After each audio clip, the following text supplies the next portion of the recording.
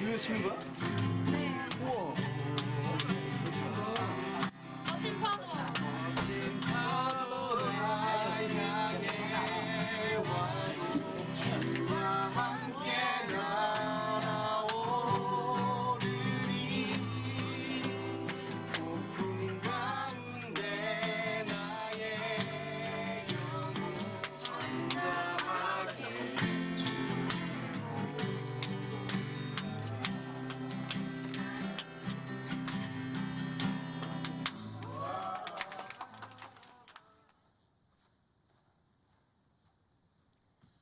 우리 8월 첫 번째 온도 우리 라오스 선교를 위해서 또 후원하고 기도하는 시간입니다.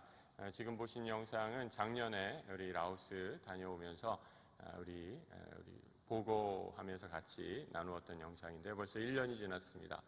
1년 전에 우리 라오스 방문할 때 생각해 보면 이것이 굉장히 오지고 또 열악한 곳이다라는 생각이 벌써 생생합니다. 작년에 그 도착하면서도 굉장히 어려웠던 기억이 나요. 그 길이 우리 공항이 막혀가지고 우리가 육로를 통해서 갈 수밖에 없었는데 도착하는 날까지 굉장히 어렵고 힘들게 도착을 해서 아까도 사진에서 잠깐 나왔지만 우리 동물들, 우리 가축 그런 트럭에 타서 현지에 도착했던 생생한 기억이 있습니다. 작년에 한 28분 정도 간 것으로 기억을 하는데 올해 또 17명이 귀한 믿음의 형제 자매들 또 우리 성도님들 함께 해주셔서 떠나게 됩니다. 얼마나 기쁘고 감사한 일인지 모릅니다.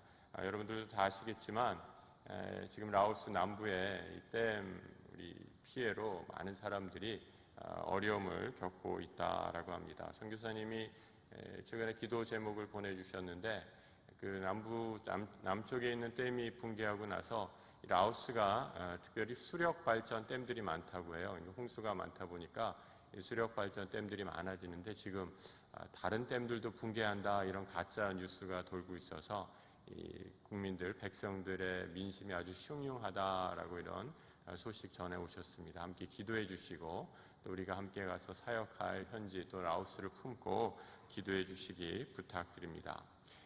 여러분 우리가 가는 우돔사이라는 지역은 라오스 북부에 있는 도시인데요. 오지 중에 오지입니다. 라오스는 1975년도에 공산화됐던 1954년에 프랑스로부터 독립됐지만 여러 해 동안 내전과 혼란이 이어오다가 1975년도에 공산화가 되어 버렸습니다.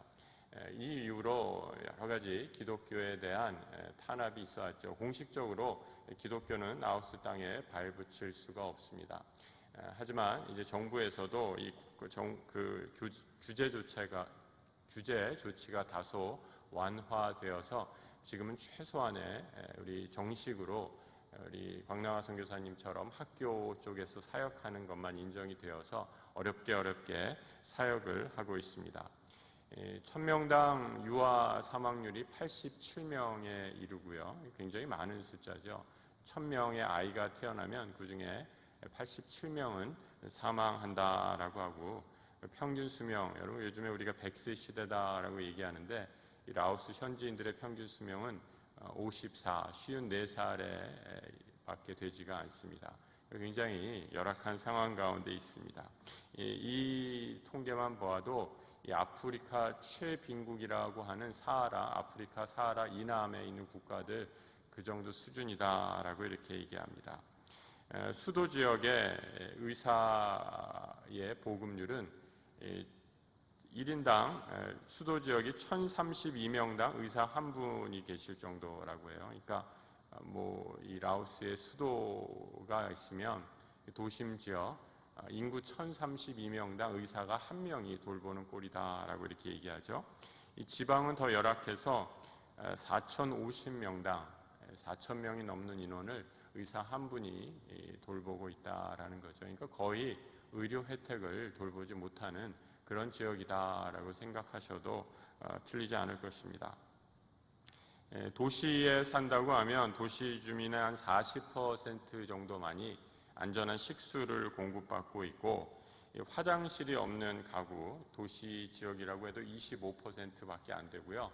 농촌 지역에는 80% 이른다라고 하죠. 그러니까 여러분 거의 화장실이 없다라고 보시면 돼요. 저희가 가는 곳은 우리 포안 및 중고등학교라고 해서 이제 학교 건물은 있지만 우리 이제 학교 시설을 하기 때문에 이제 수세식 화장실을 이렇게 마련해 놓았어요.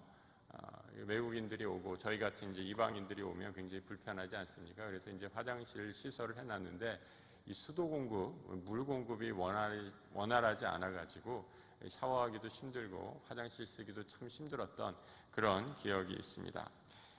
황남화 선교사님은 이곳에서 한 20년 넘게 사역하신 분입니다. 언어와 문화에 능통하시면서 이 지역의 복음 전도를 위해서 어떻게 하는 것이 제일 효과적일까 오랫동안 고민하시다가 이제 3, 4년 전부터 오랫동안 사실 준비하셨죠. 학교를 짓고 학교를 사역하고 교육 사업을 시작하고 있습니다.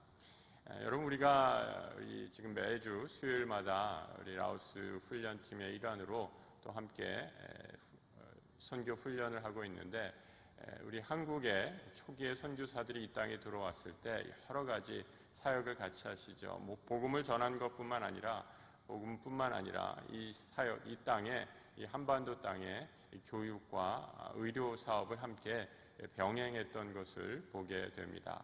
이 땅의 백성들이 너무나 열악한 상황에서 살고 있어서 복음뿐만 아니라 인간다운 삶을 살기 위해서는 의료와 교육 사업이 병행되어야겠다라는 것들을 바라보시고 이 땅에 오신 초기 선교사님들이 그 귀한 사역을 같이 하셨던 것처럼 그 땅, 라오스 땅에도 미래를 위해서 아이들을 품고 기도하는 교육 사업을 시작한다라는 거죠. 여러분 우리 이제 각 선교사님이 키운 제자 중에 대학을 졸업하는 친구가 있습니다. 이 제자는 몽족 출신인데요. 이 몽족은 한 라오스에 있는 아주 작은 부족입니다. 공산화되면서 이 산으로 피난해서 살았던 이 소수 민족 중에 하나이죠. 이 어린 제자를 그러니까 영적으로 입양을 해서 선교사님이 그리스도인으로 복음으로 영접시킨 후에 이제 이 학생이 자라나서 학교를 책임지고 또 살림을 하는 제자로 성장시키고 있습니다. 얼마나 감사한 일인지 모르죠. 이제 올해 작년에 이어서 가게 되면 작년보다는 훨씬 조금 나아진 환경에서 우리가 사역할 수 있으리라 여겨집니다. 계속해서 기도해 주시고 이 선교야말로 하나님께서 우리에게 맡겨주신 지상 명령을 꼭 기억하면서 이 라오스를 한번 품고 기도해 주시기 부탁드립니다. 여러분 오늘 우리가 읽은 에베소서의 말씀은 바울이 옥중에서 쓴 편지입니다. 여러분 만약에 내가 감옥에 갇혀 있다 한번 생각해 보시기 바랍니다. 무슨 생각이 제일 먼저 나실 것 같아요? 여러분 감옥에 내가 갇혀 있다, 잉여의 몸이 되었다라고 이렇게 생각하면 이 지긋지긋한 감옥에서 언제 나가나 그 생각밖에 들지 않을 것입니다. 고대 시절의 감옥이다라는 것은 요즘처럼 현대식 환경이 아니라 그야말로 열악한 것이고 감옥에 한번 갇히면 언제 옥사할지도 모르는 그런 상황이었겠죠. 바울은 이런 열악한 상황 가운데서 편지를 쓰고 있습니다. 자신의 운명을 한탄하면서 쓰는 것이 아니라 이 에베소 교우들에게 쓴 편지가 바로 이 에베소서 아닙니까? 옥중에서 쓴 편지입니다. 바울이 이곳에서 무엇을 생각하는가? 바울이 이 감옥에서 생각한 것이 옥중 서신인 에베소서 1장 3절 이하에 이렇게 전해주고 있습니다. 찬송하리로다 하나님 우리 주 예수 그리스도의 아버지께서 그리스도 안에서 하늘에 속한 모든 신령한 복을 우리에게 주시되 곧 창세전에 그리스도 안에서 우리를 택하사 우리로 사랑 안에서 그 앞에 거룩하고 흠이 없게 하시려고 그 기쁘신 뜻대로 우리를 예정하사 예수 그리스도로 말미암아 자기의 아들들이 되게 하셨으니 이는 그가 사랑하시는 자 안에서 우리에게 거저 주시는 바 그의 은혜의 영광을 찬송하게 하려는 것이라. 여러분 놀라운 말씀 아닙니까? 옥에 갇힌 사람이 쓴 편지의 처음 신세한탄이나 자신의 어려움에 대해서 토로하는 것이 아닙니다. 뭐라고 시작하고 있죠? 찬송하리로다 찬양받으실 하나님을 구원의 복을 주시는 하나님을 찬양하고 있는 것입니다. 그리고 이 복이 자신이 비록 감옥에 갇혀 있지만 이 복은 하나님께서 만세 전에 창세 전부터 이미 계획하신 것이다 라고 이렇게 말씀합니다.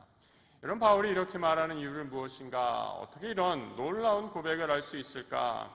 여러분, 그것을 알려면 바울이 이 에베소 교회를 어떻게 처음 설립하게 되었는가, 개척하게 되었는가를 살펴보아야 합니다. 이 바울이 처음에 에베소 교회를 세웠을 때의 이야기가 사도행전 19장에 기록이 되어 있습니다. 이 바울이 에베소에서 바울을 찾아온 한 무리를 만나게 되죠. 이 사람들은 어떤 사람들이었는가? 누가 전도해서, 아니 어떤 경로를 통해서 예수를 믿었다는 것이 아니라 자발적으로 예수를 영접할 사람이었습니다.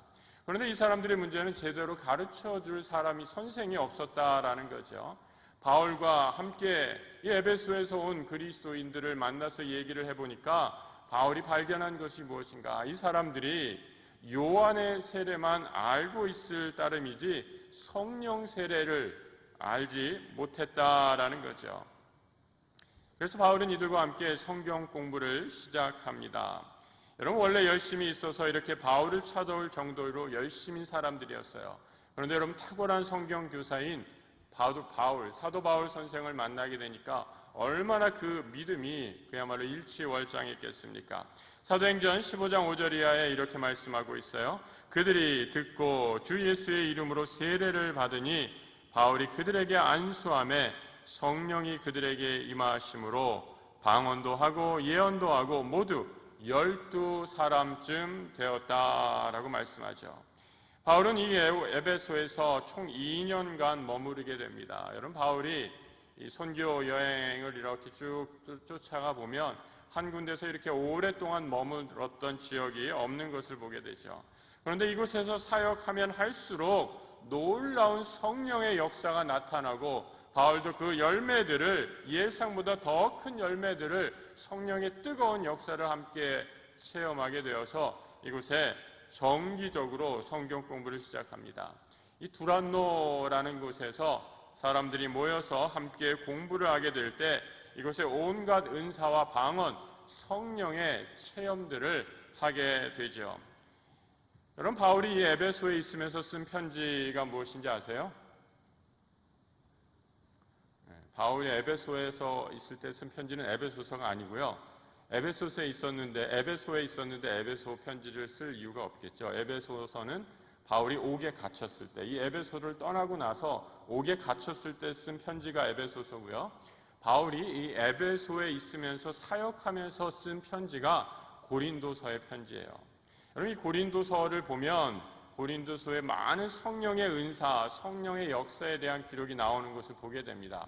아마 바울은 에베소에서 사역을 하면서 이 에베소에서 일어났던 놀라운 성령 충만의 경험들, 그 은사들, 사례들이 하나하나 자기도 모르는 사이에 경험되고 체험되어서 이 바울의 성령관, 바울의 은사관이 바로 이 에베소에서 성성되어서 완성되어서 고린도 교회 교우들에게 편지를 했다라고 이렇게 보여집니다.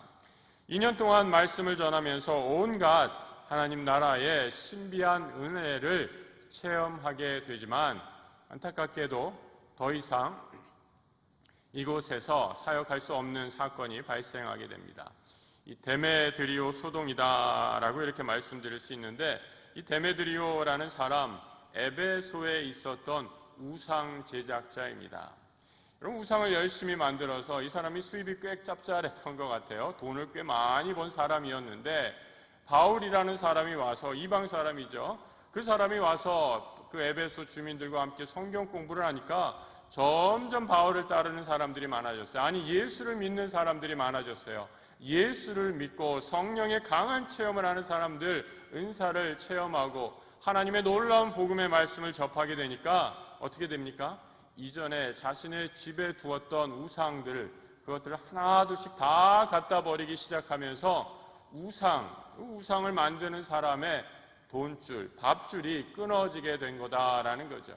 그래서 이 데메드리오가 그 에베소에 있는 무리들을 선동을 해서 저 바울이라는 인간, 이 마을에 있으면, 이 도시에 있으면 도무지 우리에게 득이 될 것이 하나도 없겠습니다 라고 선동을 해서 바울이 어쩔 수 없이 생명의 위협을 받게 되어서 에베소를 떠나게 됩니다. 바울은 하는 수 없이 사랑하는 영적 제자들을 두고 에베소를 떠나 예루살렘으로 다시 돌아가는 길에 옥에 갇히게 되는 그런 안타까운 일이 발생하게 되죠. 그 외에도 사도행전에 보면 여러 가지 일들이 있는데 제가 아주 간략하게 말씀을 드립니다. 바울이 자신의 옥에 갇히고 어려움을 당하고 있을 때 에베소 교우들에게 이렇게 말하죠. 3장 13절입니다. 그러므로 너희에게 구하노니 너희를 위한, 그럼 같이 한번 읽어볼까요? 너희를 위한 나의 여러 환난에 대하여 낙심하지 말라. 이는 너희의 영광이니라. 여러분, 바울이 놀라운 고백을 하고 있지 않습니까? 자신이 옥에 갇힌 것, 내가 옥에 갇힌 것이 에베소 교우들 너희들의 영광이다 라고 이렇게 말씀합니다. 여러분, 앞서서 우리가 에베소 처음 시작 하나님을 찬송하리로다 라고 바울이 옥에 갇혀서 똑같은 하나님의 은혜의 영광을 찬양하고 있습니다. 바울은 또 3장에 와서는 내가 옥에 갇힌 것이 너희의 영광이다 라고 이렇게 얘기하고 있습니다. 여러분, 역설도 이런 역설이 어디 있겠습니까? 감옥에 갇힌 사람이 어떻게 영광이다 라고 얘기할 수 있습니까? 감옥에 있으면서도 어떻게 하나님을 찬양할 수 있다라는 것입니까? 바울이 이렇게 감옥에서도 찬양할 수 없고 감사할 수 없는 상황에서도 감사하고 찬양하고 영광을 돌리는 이유, 그 단 한 가지 이유는 바로 예수 그리스도입니다. 예수의 복음 때문에 바울은 감옥에 갇혀서도 찬양합니다. 감옥에 있지만 이는 고생이요 환난이 아니라 복음을 위한 영광이기 때문입니다. 성도 여러분, 이 땅을 사는 우리 그리스도인들이 최고의 복, 그 복이 무엇입니까? 재물의 복도 복이지요. 자녀의 복도 복입니다. 장수의 복도 분명한 복입니다. 하지만 이런 복과는 차원이 다른 복이 있어요. 너무 귀하고 귀해서 복인 줄도 모르는 그런 복이지요. 바로 복음을 위한 고난의 자리에 이르는 것입니다. 내가 내 욕심으로 인해 감옥에 갇히는 것이 아니죠. 내가 거짓말하고 속이고 남의 돈을 빼앗아서 그 죄로 감옥에 갇힌다면 당연한 결과이지만 예수의 복음으로 인해 고난을 받는다면 이는 성도의 영광이요 교회의 영광이다. 바울은 오늘 이렇게 가르쳐 주고 있습니다. 에베소 교회는 초대교회 중에 놀라운 성령의 역사를 체험한 교회였습니다. 부흥을 체험한 교회였죠. 여러분, 그 이유는 무엇인가? 바로 에베소 교회를 위해, 복음을 위해 고난받기를 두려워하지 않는 바울의 헌신적인 노력과 기도 위에 세워진 교회였기 때문입니다. 여러분, 참 신기한 일이 있습니다. 교회의 역사를 모아서 참 신기한 일, 너무 신기해서 도무지 말로 설명하기 어려운 그런 현상이 있죠. 바로 교회의 영적 부흥의 역사가 있었던 그 한복판에는 반드시 있는 것이 있어요. 무엇이 있습니까? 고난받기를 두려워하지 않는 순전한 복음의 일꾼들이 숨어 있었다라는 사실입니다. 이름도 빛도 없이 헌신하며 자신의 삶을 드린 사람들이 있었기에 교회는 그 복음의 능력 위에 생명의 꽃을 피울 수 있었던 것이죠. 한국교회 초기 복음의 일꾼들 얼마나 많았는지 모릅니다. 한국에 온 초기 선교사 중에 캐나다 노바스코시아라는 출신의 윌리엄 맥켄지라는 선교사가 있었어요.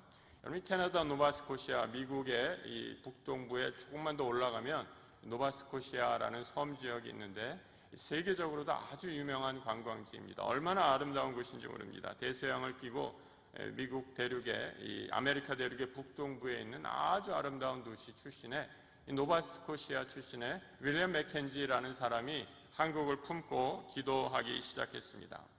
당시 대부분의 선교사는 교단을 끼고, 다시 말해 교단의 후원, 파송을 받아서 한국에 오고 있는 형태였는데, 이 맥켄지 선교사님은 특별한 파송 교당 없이 독립적으로 선교를 했어요. 여러 가지 선교부에 들어가면 제약이 있기 때문에 나는 독립적으로 그야말로 한국에 들어가서 한국 사람들과 함께 살겠다. 그러려면 독립으로 파송되는 것이 좋겠다라고 이렇게 생각해서 결심을 하게 되죠. 맥켄지가 그의 동료에게 보낸 편지에서 자신의 결심을 이렇게 적고 있어요. 한국에 가서 바울이 한 것처럼 하지 못할 이유가 어디 있을까? 어떻게 하든지 그곳에 가서 장사나 노동을 통해 생계를 유지하며 그들과 하나가 된 후에 복음을 전하리라. 여러분, 주위의 친구들은 교단 소속으로 가라. 캐나다 선교부에서 이런 몇 가지 제안도 있었지만 맥켄지는 이를 거부합니다. 그리고 자신이 섬기던 교회에서 성도들의 후원을 받고 독립 선교사로 1893년에 오랫동안 기도로 준비했던 한국행 배에 타게 됩니다. 맥켄지는 한국으로 출발하면서 그의 일기에 이렇게 적고 있어요. 나를 태우고 갈 배에 올랐다.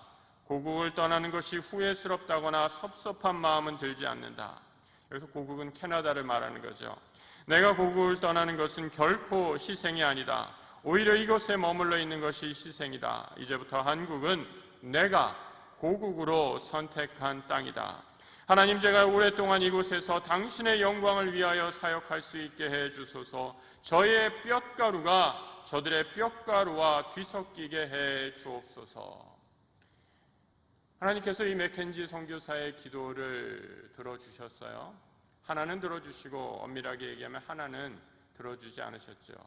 그의 뼈가루가 이곳에 있는 사람의 뼈가루와 함께 섞이게 해달라라는 기도는 들어주셨지만 이 땅에 오래 선교하게 해달라라는 그 기도는 들어주지 않았습니다. 맥켄지 선교사는 한국에 도착해서 전적으로 한국 사람들과 동화하면서 사역했습니다. 다른 선교사님들은 대부분 본부의 지원을 받아서 서양식 집을 짓고 도우미를 고용하면서 어느 정도 기반이 갖춰진 뒤에 선교했지만 이 맥켄지는 독신으로 와서 한국인들과 함께 그야말로 뒹굴르며 함께 지내며 한국 음식을 같이 먹었죠. 맥켄지가 한국에 빨리 적응하고 언어를 배우기 위해 선택한 방법은 한국인들과 함께 전도 여행을 떠난 것입니다. 전도 여행 중에 그는 황해도 소래를 본부로 해서 전국을 돌아다니면서 한국인과 함께 전도를 하였습니다. 1895년에 맥켄지가 정착한 소래는 빠르게 성장해서 성도가 증가하였고 이 소래교회는 그때부터 외부의 도움 없이 자립적으로 교회를 세우게 됩니다. 하지만 안타깝게 한국에서 사역한 만 2년 만에 1895년 6월에 일사병으로 고생하다가 사망하게 됩니다. 여러분, 맥켄지가 한국에 사는 것이 편했을까? 사실 선교사들의 초기 이 기록을 보면 선교사님들이 한국 사람들에게 나 힘들다 이런 얘기는 잘 안 하셨겠죠. 그래서 그분들의 이야기를 어디서 알 수 있는가? 이 본부에 보낸 수많은 선교사들의 이 본부 혹은 가족들에게 보낸 편지들을 보면 알 수 있습니다. 그래서 선교 역사 학자들은 이 본부나 가족들에게 보낸 편지들, 우리 지난주에 오신 목사님들, 또 우리 변 교수님, 변창욱 교수님 그런 얘기 많이 해주셨죠. 이 선교 역사를 공부하시는 학자들은 이 선교사들의 개인적인 기록을 굉장히 보면서 그 당시에 한국의 상황이 어땠는가를 이렇게 미루어 짐작하게 되죠. 맥켄지가 한국에 사는 것이 편했을까요, 여러분? 전혀 그렇지 않았습니다. 선교사들의 처음 기록을 보면 한국 음식이 맞지 않아서, 문화가 맞지 않아서 기겁을 하고 결국 적응하지 못하고 돌아간 사람도 꽤 있죠. 그런데 여러분, 한국에 적응했다라고 해도 여전히 한국 사람, 한국 문화와는 이질적인 사람으로, 선교사로, 외국인 선교사로 그냥 남아 있었던 분들도 많이 있습니다. 그런데 여러분, 이 맥켄지는 어떻게 살았나? 말도 통하지 않고 문화도 다른 척박한 이 땅에서 한국인들과 똑같이 살려고 고생하며 선교의 사역을 감당했습니다. 맥켄지에겐 이 희생이 고난이 아니라 복음을 위한 영광이었고 기쁨이었고 바로 예수를 위해 내가 당한 영광의 면류관이었기 때문입니다. 성도 여러분, 한국교회가 위기다라고 이렇게 얘기합니다. 위기의 원인을 여러 가지로 설명할 수 있지만 여러분, 그 교회의 위기는 아주 너무나 간단합니다. 복음을 위해 희생하고 애쓰는 사람들이 점점 줄어들고 있기 때문이죠. 복음을 위해 희생하고 고난받는 것이 영광이요 기쁨으로 여기는 사람보다 하나님 믿어 잘 살아보자, 내 팔자 고쳐보겠다라는 사람으로 넘쳐나고 있습니다. 이것이 한국교회가 가진 위기입니다. 한국교회가 영적 동력을 상실한 가장 큰 이유 가운데 하나이죠. 그럼 목회자인 저부터도 마찬가지입니다. 복음을 위해 고난을 받을 생각보다 더 편하고 쉬운 길을 선호하기 때문이죠. 여러분, 이전에 우리 교회의 역사, 우리 교회를 보면 여러분 그 교회의 부흥의 중심에 늘 헌신하는 분이 있습니다. 어디 다른 교회 말할 것도 없이 우리 교회의 부흥의 중심을 보십시오. 원로 목사님의 헌신도 있었고 우리가 알지 못하는 수많은 믿음의 선배들의 땀과 눈물, 기도가 있었기에 교회가 부흥한 것 아닙니까? 그런데 여러분, 요즘은 복음을 위해 고난 받는 사람들이 점점 줄어들고 있습니다. 그래서 교회가 복음의 능력을 상실하고 있는 것이죠. 마이크 좀 조금 줄여주시면 울리는 것 같지 않으세요? 네. 여러분, 단기 선교는 우리가 복음의 능력을 회복하는 가장 좋은 훈련 가운데 하나입니다.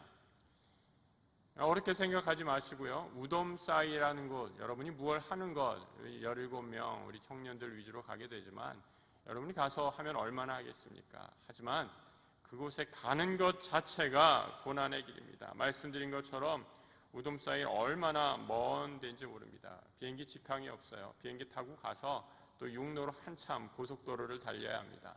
자기들 말로는 고속도로라고 하는데 우리가 작년에 가봤잖아요. 버스를 타고 가면 고속도로라고 여겨지지가 않아요. 평균 50km, 60km밖에, 최고 속력이 그 정도밖에 안 되고 비가 오면 도로가 끊기는 그런 길을 고속도로라고 이렇게 얘기를 합니다. 참으로 이 길이 고난의 길이죠. 그러나 우리는 갑니다. 왜 갑니까? 복음을 전하기 위해, 아니 복음 때문에 기꺼이 고난받기 위하고자 이 길을 갑니다. 여러분의 약수교회는 복음의 일꾼이 되기로 다짐한 그런 믿음의 공동체가 되기를 축복합니다.